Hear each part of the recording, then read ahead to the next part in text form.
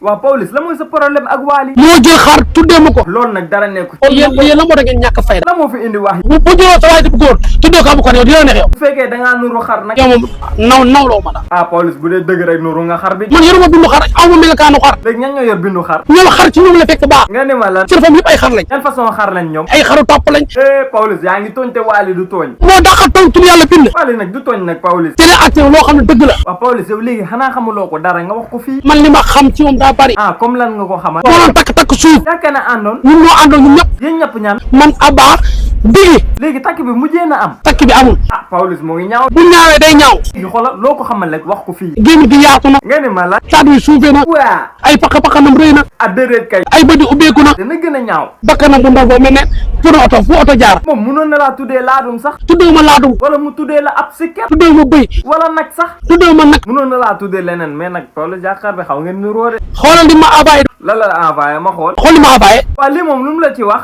sa papa ngi nii